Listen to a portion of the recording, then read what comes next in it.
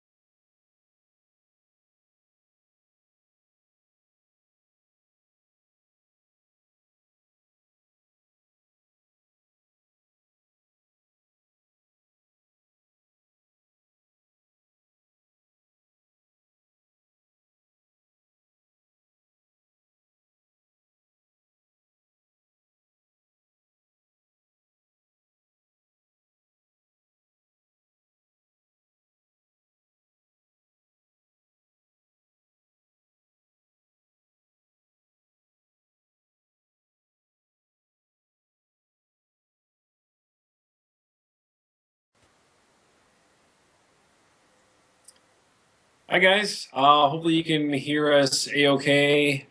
Thanks for checking out the movie tonight. I'm Steve and I'm Kevin, and I am the writer as well as the co-producer of Don't Go to the Reunion. yeah, I was director and we shot this up in Wisconsin. If you guys aren't familiar with Wisconsin, and if you are, it was the Fox Valley area. We went to high school for a day, went to a park not too far from the high school for the park scene. The very next day, we spent the next, 11, 12 days. We rented a house up in Fremont, Wisconsin, right on the beautiful Wolf River. So that was fun to be able to kind of take in not only the scenery, but we actually had most of the cast and crew stay at the house, which was very beneficial and cost effective. Yeah, it was a total of a 12-day shoot. We shot it in spring of this year. It was pretty fast production. Just recently released it on DVD in August. And we're here to answer your guys' questions about Don't Go to the Reunion or Slasher Studios or pretty much anything you guys have to throw at us. So send us whatever questions you have through the chat, and we'd be happy to answer them all for you.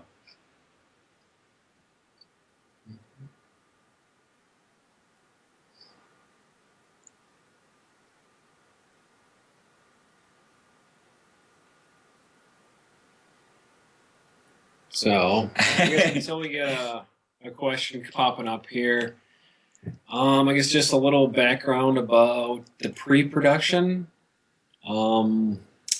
Pretty much from concept to actually having the DVD in hand, probably about a year, a good year about doing that. I guess my favorite part about pre-production was the casting, because we did pretty much all video auditions. People sent them from all across the nation, which was just bizarre and kind of just crazy to think all these people wanted to be in this film, which was awesome. So we had people sending in videos, which was very cool. And then we also had good relationships with people we've worked with in the past, such as Hannah and Mike, Maddie, the list kind of goes on. And we knew their talents, their strengths, so we knew their roles that we could cast them, and it worked out. Yeah, I mean, it was kind of crazy how everything just came together. It was surreal, just kind of getting everything together. I mean, the concept for the script kind of started in that we were talking about, if we were serial killers, being horror fans, what would we do? And I said, well, hey, if I were a serial killer, why, I would probably, want to do my deaths based on my favorite horror movies. And I feel like that's something, that a lot of horror fans would do. I'm not saying that we're, going to go out and start killing people, but so we kind of wanted to do our own little greatest hits mixtape, as we kind of mentioned at the end. And that's kind of where we started, and we kind of got the ball rolling from there. Very cool. We have a question. Any plans for a Blu-ray release? That would be awesome. I mean, we got the DVDs made up, and if you guys don't know the story behind some of the artwork we had on the DVDs, we actually had a contest via Facebook and slashstudios.com where people submitted their artwork, and then we chose this awesome piece made by Austin. Yeah. Actually, the fans voted on it. I think that one got over 1,000 votes. It was absolutely insane. So it was quite crazy. Yeah, very cool. But I mean, as far as Blu-ray goes, I guess we'll have to kind of see, I guess, where our first batch of DVDs goes first, and then just kind of take it from there. But yes, I mean, a Blu-ray release would be very cool. Yeah, I mean, it's something that's going to happen. I don't know when it's going to happen, but it is something that will eventually come down the road. I just don't have any set plans for it right away. So we got another question. Anything in the movie based on your high school experiences we went through? I was definitely not one of the popular kids in high school. I was definitely more Scots than the other group. I loved horror movies. That's what I remember ever since I was a little kid. I mean, that's what I watched. That's what I grew up with. I still actually have, I think it's actually at my mom's house, but there was like this, like one of those things that you fill out in second grade where like you put like your name and what's your favorite color and what's your favorite movie. And at second grade, I mean, at the age of 8, I have on there Nightmare on Elm Street 4. So that kind of tells you right there that I can't remember watching anything else. I mean, you know, other horror fans, you know, or other just fans of movies, you know, talk about like these movies that scared them as a kid. And I pretty much started with Texas Chainsaw, and that movie scared the hell out of me. And I said to myself, hey, this is what I want to watch because it gives you such a gut reaction. It's like a roller coaster. And as I grew up, I knew that this is something that I wanted to make. Yeah, I guess as far as my personal high school experiences go, I mean, obviously I was, you know, into film at a young age and loved movies, so I could relate to Scott in that way. But I guess just the characters we had, I think we all knew each one of those people back in high school, so that was kind of funny too. And we actually shot it at my old high school where I graduated from, so that was kind of almost surreal to be kind of filming in my old high school and almost kind of thinking, yeah, you were this person back in high school and you were this person. So that was kind of cool. Looks like we got another question, guys. Knowing how much horror you two know, believe me when I say it's a lot, how many kill scenes did you have to cut out of the film when you first conceptualized it?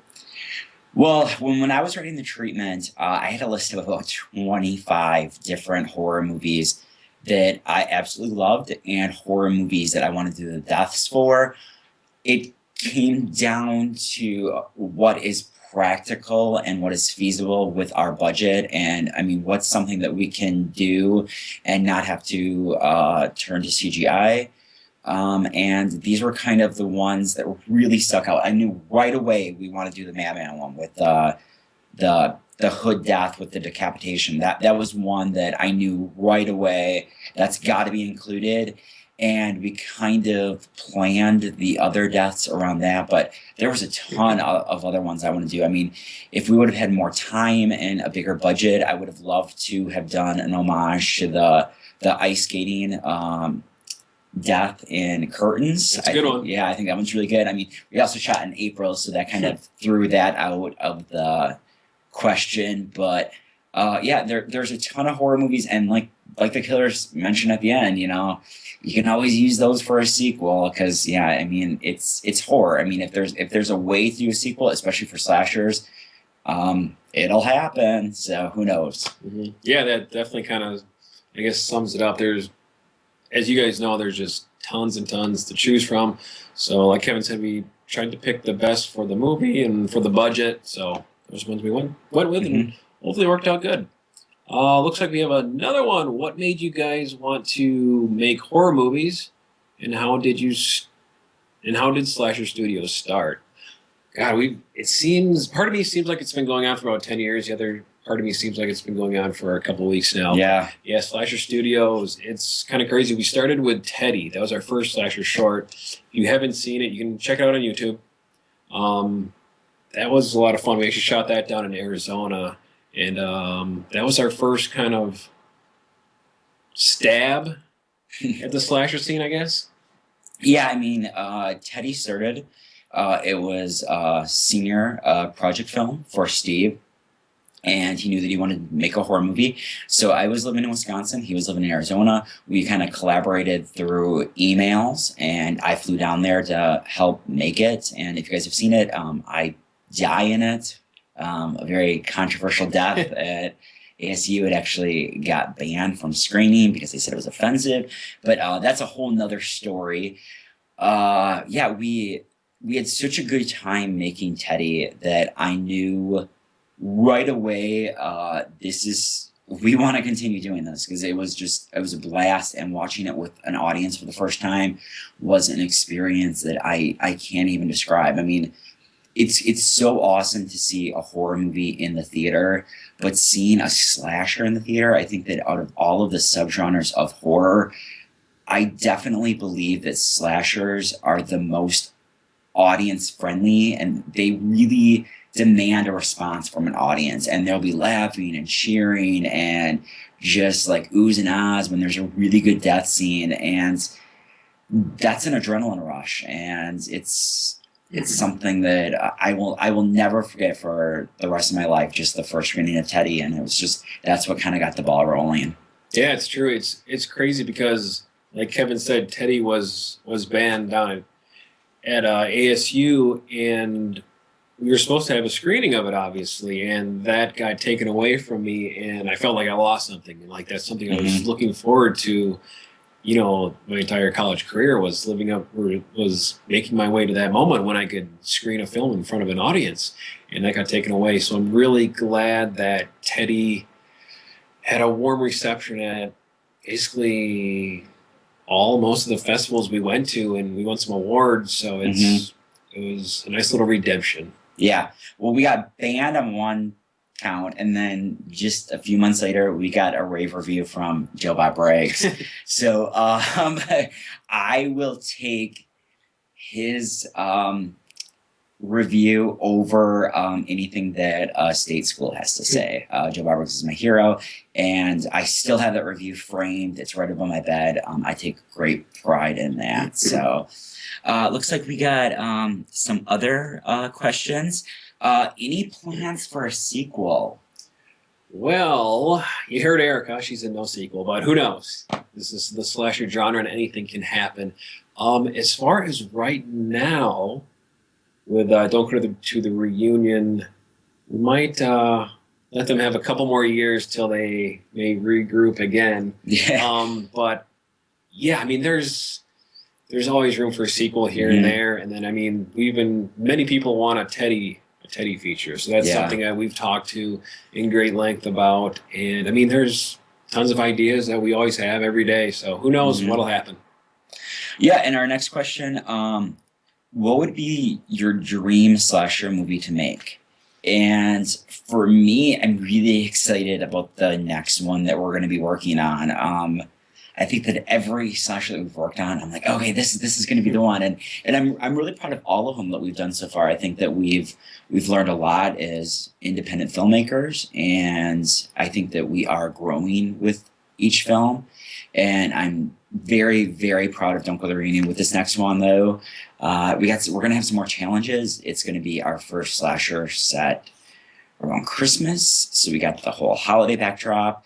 There's going to be a lot of snow. There's going to be ice. There's going to be some, I'll just say Christmas deaths. I'll leave it at that. But yeah, we're kind of working on the treatment right now. I don't know for sure when we're going to start hammering through with the script. But yeah, I mean, who doesn't like some good fake blood on some, crisp white snow?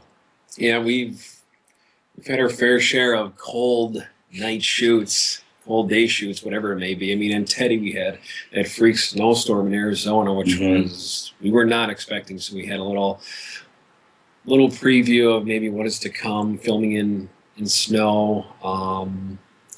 Some very, very cold nights for Don't Go to the Reunion. That park scene was kind of miserable. The scene in the neighborhood when the two boys were walking down the sidewalk, that was just bitter and almost sleeting. So that was not fun, but hopefully we'll make it through. For the most part, though, I mean, we really lucked out on weather for Don't Go to the Reunion. I mean, the park scene and the scene of the three boys walking home from school, though, that was all shot in one day. So we had one day of absolute miserable cold weather. I mean, we shot the last week of April and the first week of May, and for whatever reason, it was still snowing. You can actually see some of the snow in their hair. That was not expected at all.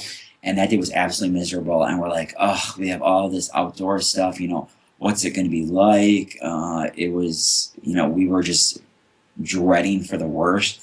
And really, that was the only day. I mean, we were really lucky. I mean, we had a couple of, sprinkles here and there, but it was a really smooth shoot. For our first feature, I think that we actually got really lucky. We were planned for 13 days. We actually wrapped a day early, which for independent filmmaking never, ever, ever happens. And I mean, everything that you see at the end, the garage scene of Erica running outside and everything there, that was all shot in one night. We had that scheduled for 2, but all 3 of them, Stephanie, who played Erica, Jonathan, who played Jeremy, and then also Spencer, who played David, they really brought their A game, and we were expecting to have to do, multiple takes. They were ready to go. They knew exactly how they were going to play it, and it's actually the scene that I'm most proud of, and the fact that we shot that all in one day was absolutely incredible. Yeah, I can't even believe it. Like, looking back, I mean, I was that last night. I remember how sick I was getting. And then it was just pretty much just sickness for about a week after that. And Kevin probably felt the same way. But I remember that last time, just like, oh my God, I don't feel good at all. And it's crazy that we ended up having such a successful night. And I think it was maybe the night before. We had John Petta there, and he had his phone, and he was constantly watching the weather. And he's like, okay, it's about 40 minutes away. Okay, rain's about 20 minutes away. We had 10 minutes. So we ended up just finishing up what we needed to that night for all the exterior stuff. So we had the final night saved for nothing but the garage scene. So I don't know how we did it, but we did. Yeah, I mean, it was, like I said, it was, it's not a shoot that didn't have problems. I mean, we had like little minor hiccups here and there, but for the most part, it was, I felt so sick to my stomach right before we were about to shoot this. The night before, I think I got maybe about 45 minutes of sleep.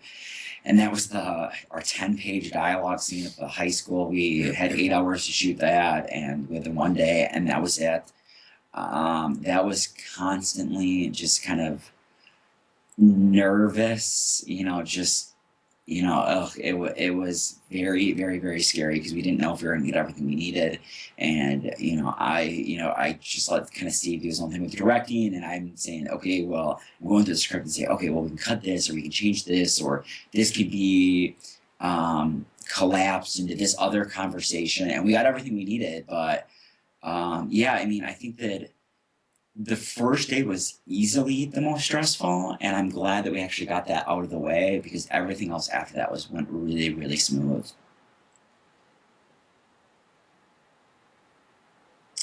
Looks like, okay, I'd love to know what darkness lies in the deep recesses of Teddy's mind.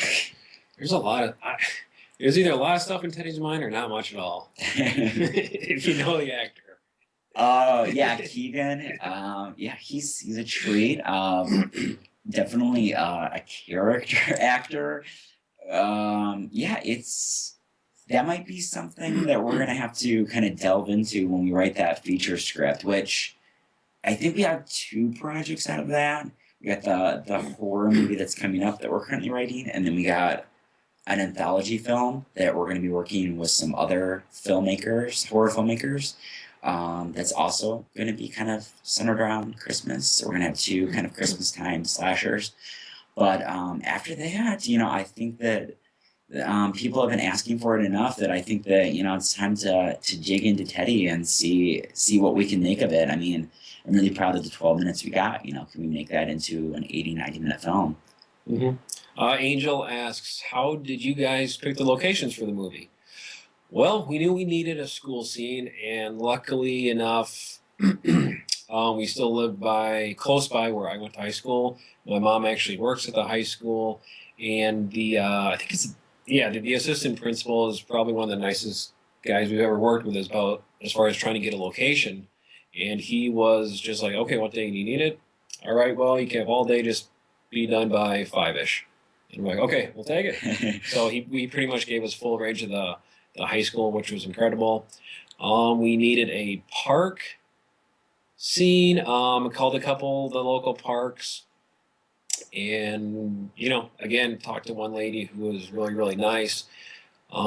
Made sure we had something in writing from her, so she sent me an email just in case cops came by and saw some fake blood and all that good stuff there. So we had that taken care of. And then as far as the house goes, we did weeks of searching. That was the biggest nightmare in pre-production, was finding a house. Let's just say that nobody wants to rent their house out for 2 weeks to horror filmmakers. They don't know what's going to happen in their house. And I mean, we got this house literally, it was a week before filming. I mean, every single day until we got that house locked down. It was like, well, what are we going to do? We have 80% of our film that is centered around this house or this location. And the house we got, I mean, there's some things I would change. I think it works well, though, for it. And I mean, I'm really happy, especially with the stuff we got outside. I mean, the scene where Kimberly, played by Haley, when she goes outside to smoke, we had that whole, the river with the other houses. I mean, that was right outside the house. That wasn't a different location. So I was really happy with how that turned out. But yeah, it was definitely a battle there. Mm-hmm. Yeah, I mean, yeah, it's kind of awkward talking about your project to certain people that aren't going to like your project. Mm-hmm. Sometimes you gotta be a little creative in how you approach them. So, yeah, never say horror. You're making a thriller. People like the word thriller. Ooh, that's intriguing. More than they like horror. Thriller was. I think we also used drama a couple times. Yeah, we did use drama, which that was a flat out lie. But yeah, a few actually thought that we were making an adult film there. We did have one guy that wanted to know exactly what this movie was about. And when we filmed Blood Brothers. Yeah, they thought that we were making an adult film too because the girl in it was wearing high heels. I don't know how many adult films are being shot in Wisconsin. We have not made one of them, but yeah. God, crazy. All right. Indie Horror asks, the snow in AZ worked though because wasn't it being supposed to be shot in Wisconsin? Yes, that's where we had planned. We wanted to set this film in Wisconsin, so it actually turned out to be one of those, happy surprises that we had no idea was coming. We knew it was going to be a little cold because we were actually shooting a couple hours north of Phoenix, so it gets a little chilly up there sometimes, but we did not know the snow was coming. But yes, it did work out in the end. Yeah, I'm really happy with that last scene and how the snow looks as she's running to the house. If you guys haven't seen it, I believe it is coming up next, or yeah, it is, right? Yeah, sometime. Yeah, tonight. You guys can watch it here on Indie Horror TV. But and then also we do have it on the Don't Go to the Reunion DVDs if you want to pick one of those up at slasherstudios.com. But yeah, I think that did work. I mean, of the shorts, I think that Teddy is definitely my favorite. People ask what's your favorite of all of them? It's really hard to say. It's hard. I can't even judge a feature in comparison to the shorts. It's just kind of a different beast in and of itself. But yeah, we got another question. Do you have any homages planned for the Christmas slasher? Yes, we do. We got a few homages to the original Black Christmas. We have a couple to the Black Christmas remake, which I know is hated by a lot of horror fans. I do think that it gets some things right. I think the cinematography is really good. I like the kind of natural lighting of the Christmas lights. And I like the idea of some of the deaths. So we're going to kind of do some of that without giving too much away in this next slasher. But I'm really excited for that. And I need to get caught up on some more Christmas slashers. I don't feel like there's enough of them. That's why we got to make one. That's right. Yeah, I mean, I love holiday horror films. They're so fun. There's something about them because I mean, there's these holidays that you look forward to each year, and then so you kind of get to relive it a little bit when you're watching the movie, and it's going to be fun. I'm not sure, really what to expect right now, but I know it's going to be good. I know we're going to have a good time too. Yeah, I mean, like I said, we're really in the very, very, very early stages right now. I mean, we're still working on the treatment. It'll probably be, at least another month or two before we even have a rough draft completed. I mean, it'll probably be even longer than that. I mean, we're hoping to shoot it, probably doing pre-production about this time next year, maybe shooting December 2014 to January 2015. But yeah, I mean, we still got kind of a year ahead of us. The whole kind of year thing really kind of worked out well with Don't Put the Arena, but I don't want to rush it as much as this was rushed. Everything was kind of bam, bam, bam, bam, bam. And I think that, we're going to kind of ease this one a little bit through.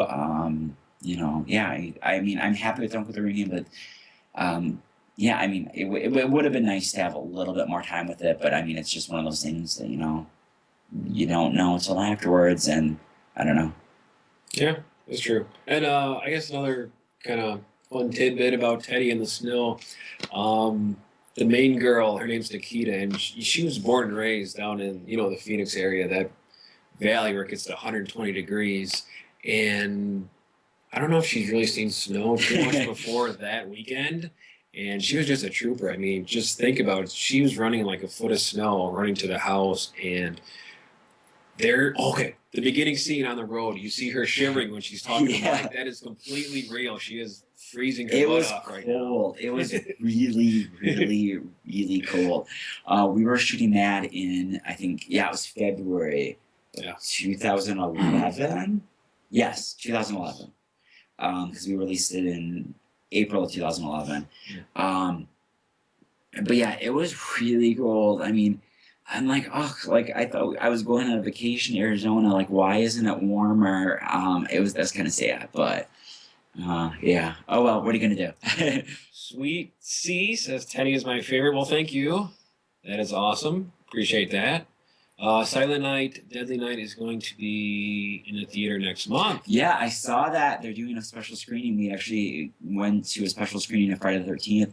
I would love to see Silent Night, Deadly Night on the big screen. It's kind of sleazy slasher, but every once in a while I like a really good sleazy slasher. So that's definitely a movie for slasher fans you just kind of got to watch every Christmas. You could recreate the Jack Frost snowman bathtub rape scene. Well, I can give a call to my brother, Mike Goltz, and we can get him in the bathtub, and we'll find some girl in the corner, and he'll have a good time. If you guys were trapped on an island, which horror movies would you want to bring? Good question. Yeah, that is a good question. For me, I would want to kind of bring my all-time favorites. I absolutely love the original Black Christmas. I know the one Steve's going to pick, so I'm not going to say it. I love The Burning. I mean, I just love especially 80s slashers. Nightmare on Elm Street, Slaughter High. If I could have like 10 80s slashers even if some of them are bad, like Nail Gun Massacre or Wood Chipper Massacre or Last Summer Party, I mean, even those like awful ones are still really, really, really entertaining. So if I could have just 10 random 80s slashers, just me on an island, I would be good. Good for a long, long time. Mm-hmm. Yeah, I think kind of got to mix it up a bit. So maybe some Friday 13th, maybe some Ghoulies 3. Yeah. And yeah, Chopping Mall. You definitely have a good time. Chud 2. So there are a ton of them out there. So yeah, those are a couple that I would take. Okay, we got another question. After the Christmas slasher, any plans on some other holiday horrors? St. Patrick's Day, among other holidays, are wide open. St. Patrick's Day would be a great one. Arbor Day. There's so many. Is there a Memorial Day one? I don't know. Well, is that Graduation Day? I don't know. I need to watch it again. I don't even know if there's a Labor Day one, but yeah. There's a bunch of options, and I totally love the idea of just kind of, you know, what they did in the 80s of just kind of throwing a random dart at the calendar and saying, okay, well, this is close to this holiday. Let's make a movie about birthdays, or let's make a movie about prom night, or let's make a movie about Groundhog Day. I don't. Well, there's actually been a few slashers that have kind of been the Groundhog Day premise. Kind of. Remember Thanksgiving? There is Thanksgiving. That doesn't play on that though, but Thanksgiving is fun. But yeah, I think that there's a lot of good holidays out there that, you know, there's still time to have fun with. I mean, even like slasher that's not so good, like New Year's Evil, is still a ton of fun, and that's actually one of those. I know there's a lot of horror fans out there that are kind of completely against remakes. I don't actually mind the idea of taking like horror movies that had a really good premise. I would say New Year's Evil is one of them, but the execution was kind of lackluster. So evil. Yeah, this is evil. Yeah, that it's not very good, but I think it's still on Netflix Instant if you guys want to check it out. It's definitely at least worth a one-time watch. It's fun stuff. Yes. Angel asks, auditions for this new project? Of course we'll have auditions. Just like we did with some of our past films, we're obviously going to do video auditions again. Mm-hmm. That worked awesome. So when that time comes, we'll definitely have a post up there. And I mean, if you guys are watching this right now and you're an actor or interested, you can always hit us up on Facebook or the reunion page, and maybe we can get something going early, get some info to you at least. Mm-hmm. Yeah, I mean, we're kind of just now working on the characters. One thing that is a little bit going to be a change of this one, we're writing all of these characters to be as likable, down to earth as possible. So hopefully when these characters die one by one in horrific deaths, you're actually going to feel something. I do think that is a crutch with horror today, especially the slasher genre. I think that it's just easier to write characters that you just hate and absolutely despise. So hopefully we're going to have some characters here that you're really going to care about and you're going to have a rooting interest in. And I'm writing at least 2 characters that I think that horror fans are really going to like and really going to appreciate. Yeah, should be good. So yeah, last time with Reunion, we had Spencer from Texas, Stephanie from Chicago, JR from Cincinnati, people from Milwaukee. Yeah. Kind of sprinkled throughout the nation. We got our cast from, and then, like I said before earlier in this Q&A, we had, you know, audition tapes coming from everywhere. Yeah. I think we had some overseas ones too. Yeah, we had one from the UK. I remember that. Which, yeah, that's insane. But I do want to do one shout out. Nick Summer, who played the asshole Christopher. If you guys haven't seen it, I highly recommend the slasher Blood Junkie, especially if you like 80s slasher homages. It's a ton of fun. It's available on DVD right now. And he's actually got another slasher that's out right now that's kind of hitting the film fest circuit called Billy Club, which is one of my favorite horror movies of the year. We're actually lucky next weekend. We're going to be screening Don't Go to the Reunion at the Waiwiga International Film Festival, and Billy Club screening at 9. We're playing right afterwards at 10:45. So we're really excited about that, and Nick Summers is going to be there as well. So yeah, that should be a lot of fun. It's always good to see Nick again. Nick's one of like the nicest people in the world. He plays such a good asshole on film, but that could not be further from what Nick is really like. Definitely. Okay, Caleb Shorey, the one and only. He played one of the characters, actually the young David in Don't Go to the Reunion. Caleb asks, where do you want to film this new film at? Where do you want to film this new film at? In and around the area, I love Midwest horror, and I mean it's Midwest, it's Christmas, it's winter, it's snow, it's got everything we want. And I mean, independent filmmakers in the Midwest, they're some of the nicest people around and just willing to do whatever it takes to kind of make this movie made. So I mean, we hope to have it kind of in and around the same area that we've been working on for the last couple films. Yeah, I definitely like the landscape and the scenery that we can get in the winter around Wisconsin. So definitely want to stay local. Cody Landman, we owe world of thanks to him. So he was one of the producers on the film. So thank you out there, Cody. Cody asked Steve, which slasher killer would Kevin be? And Kevin, which slasher killer would Steve be? That's a good question. I'm just gonna go in general kind of horror kind of villain, and I'm gonna say Kevin would be the guy from Human Centipede 2. That would not be me. Pick a different one. No, who would Steve be? God. That's a good question, Colin. That is a good question. God, who would you be? I think that Steve would just be like a little Chucky, just like this annoying little doll that's always running around. You just want to kick him out of your way.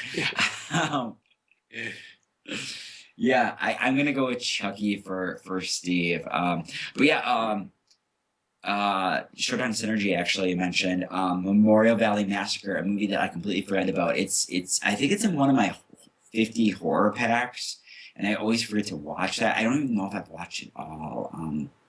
So Showtime Synergy, you'll have to let me know if that one's good or if I need to rewatch it. So yeah, I'm not sure on that one. I vaguely remember it. I think they're like reopening a camp or something. I could be way wrong. I don't know, but that's what I remember. Maybe I'm thinking of a different movie. So check that one out. Yeah. But yeah, I mean, slashers are always fun.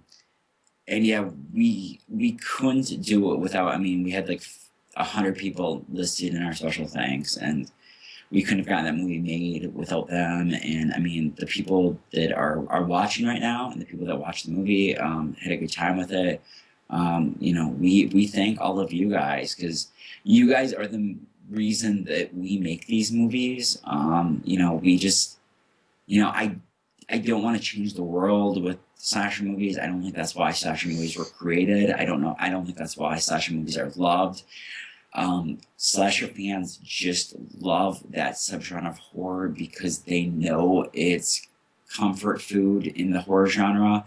They know what they're going to expect, and they know that they're going to have a good time. And hopefully you guys had a good time with this one, and hopefully you guys will continue to have a good time with the next one. Yeah, because I mean, we have a good time making it. That's why we do it. I mean, we wouldn't be doing this if we weren't having fun. So, I mean, that's just kind of where our passion lies, is, this kind of crazy creative medium that we've come to enjoy and love and take into our hearts and want to kind of share with everybody else. So it's kind of insane. It can be a huge pain and so tiring and so frustrating at some points, but then you get that screening where people are laughing at the right times and gasping, and then they're just saying, thanks for making this, I really liked it, when's the sequel coming out? So that makes it all worth it. Yeah, and I mean, at the end of the day, making horror movies it's a privilege. I mean, it's something that not everyone gets to do, and not everyone will have the opportunity to do. And,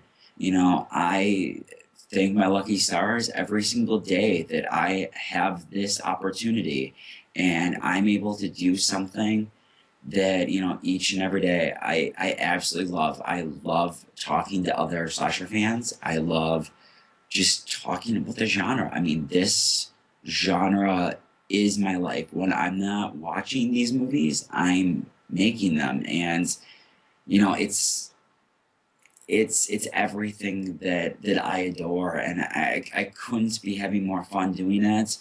And just hearing that other people are having fun watching it, you know, that means the world to me, and that means more than I could ever possibly say. Mm-hmm. Yeah, I mean, it's insane how many people became backers on this project. You know, there's people out there we need to. I mean, God, we could go take a half-hour show and go through all the people that helped us out by either helping us with Kickstarter and Indiegogo, just helping us out on the film, as far as being on the set, just all the random support we get online. So it's kind of a nice, tight-knit family out there, which is, I guess, a pleasure to be a part of. Yeah, and I mean, we had a wonderful cast and crew too. I mean, we can't thank them enough. I mean, it was sometimes really, really long days, and they gave it their all every single day. I mean, this was something that, you know, they weren't getting paid for. I mean, we were, you know, we did raise most of our budget through Kickstarter. We came up with the rest of the funds ourselves, and I mean, it's something that, you know, you do this because you love it. I mean, nobody today is working in independent films because they're looking to make a profit, or they're thinking that they're going to get rich off this. It's not about that. It's about the love, and it's about the dedication to, you know, something that, you know, you grew up on, and you're kind of, you know, paying your dues and kind of hopefully paying it forward to a next generation of slasher fans. And, you know, if there's one person out there that checks out a slasher that we reference in this, or makes them want to go back and rewatch these 80s slashers, we did our job. Because that's all I wanted with this film, was to kind of say, these are my favorite horror movies, you should watch them, and this is kind of a little tease as to why. Yeah, I have time for a couple more questions here. Have you two ever thought of filming a non-slasher horror film? I guess Blood Brothers was their kind of stray away from the straight slasher that we were so used to. Yeah, that was more like kind of home invasion a little bit. You know, I like Blood Brothers. I'm really happy with how that turned out. You know, you can never say never, because you never know what's going to happen. I do know that my heart belongs to slashers. It's, you know, it's what I grew up on. It's what, you know, I was raised with. You know, my mom and dad, especially my mom, you know, she was the one who loved the Friday the 13th series, loved the Nightmare on Elm Streets, and that's what I remember most about my childhood, was sitting down in front of the TV, you know, racing home after, you know, Friday from school, and going to the video store and renting all these movies and VHS, and just kind of, you know, just kind of digging into them, not knowing what to expect, and hopefully they would terrify me. And, you know, I can't say that we would never make a non-slasher horror, but for the time being, I mean, this is really, like I said, this is where my heart lies. So I mean, I don't know, but right now I know that slashers are what we want to create. Yeah, I mean, who knows what could happen? I mean, we could come across a script in the near future that we both just kind of fall in love with, and we want to see this become something real. So I mean, there's always a possibility for something. But yeah, like Kevin said, right now I think this is, you know, kind of the path we're going down, and we want to continue. Yeah. Dan says, I'm thinking a buddy comedy indie. Who knows? I mean, it's a buddy comedy. That doesn't mean that there can't be a few killings. You know, we can always kind of throw that in there. Actually, buddy comedy indie is kind of actually Blood Junkie a little bit. Yeah, very true. That's kind of the horror's kind of added in at the end, but it's kind of fun mixing the genres together. So who knows? So, well, I think we're getting close to the cutoff time. So everybody who did check the movie out, and thank you very much, and stayed for the Q&A. Again, we really appreciate everything you guys do in support of, you know, not only us, but just indie film in general, because that needs some support. Yeah, and slasher fans out there, don't give up on the subgenre. There's some great ones out there. My favorite horror movie so far this year has been Stitches. Great slasher, lots of fun. Check it out if you haven't seen it. And keep loving those slashers, and filmmakers will keep making them. So, yeah, slashers will never die. All right, guys. And if you do have any other questions for us or about any of the movies, or, you know, like audition stuff for the upcoming film, just hit us up on Facebook or Twitter, or just slasherstudios.com. And like I said before, we'll get some info out to you. Yeah. So you guys have a good night. Enjoy the slasher shorts that are about to come up, also made by us. And yeah, it's been a pleasure, and thanks for checking out the movie and also staying for the Q&A. Yes. See you guys. Thanks. See ya. Bye.